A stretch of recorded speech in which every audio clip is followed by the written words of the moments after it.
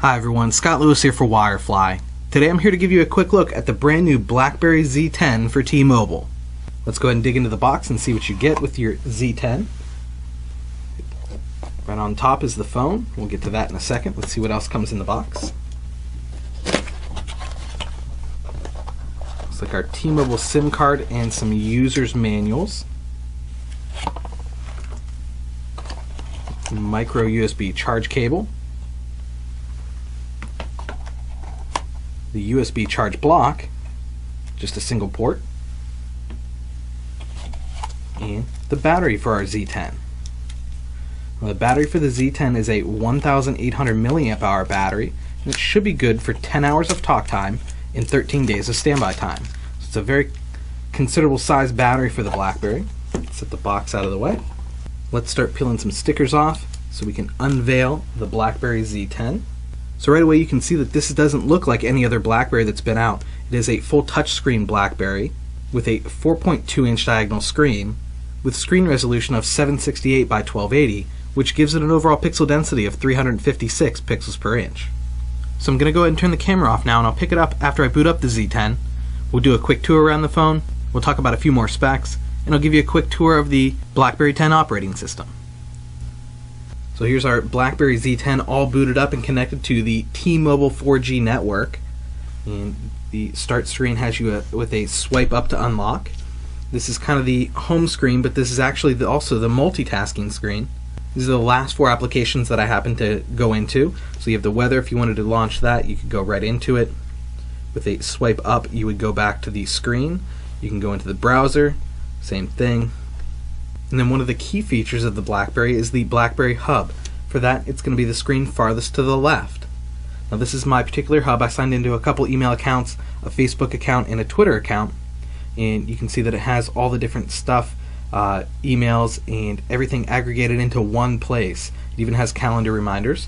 You can break it down into specific emails, or if you just want to see Facebook or Twitter posts, you can go there. Or if you want to get the whole hub back, which is all the accounts that you have signed in, you just tap on the general BlackBerry Hub. So we'll swipe over to get back to our multitasking screen, and then you can swipe over one more time and you have a little bit more common app tray, and this has all the different preloaded applications, your regular settings and menus. It's Facebook, Twitter, music, BlackBerry App World, or just BlackBerry World now is where you get your applications for your BlackBerry smartphone. BBM, which is BlackBerry Messenger, which is a great feature on the BlackBerry. Let's go ahead and take a tour of the phone real quick. You can see the navigation keys are not physical keys, they are virtual keys on the screen. And as you see, I'm doing a lot of gestures on the phone, so that's definitely a way to navigate the phone versus some of the more common ways of navigating through Android smartphones and Windows smartphones. So it's a little bit different with some different gestures. You can do peek and flow. So if you're actually in an application, let's go ahead and open the browser. And instead of going all the way back and then gesturing over, you can actually just take a look. If there's nothing that you want to go and look at, you can just go swipe back to the application that you're in. Now the nice thing about that is, let's say you're playing a video, so we'll go ahead and load a video real quick.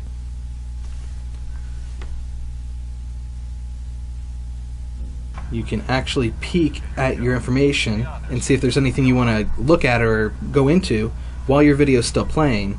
You can go right back and jump right back into where you were at with the video.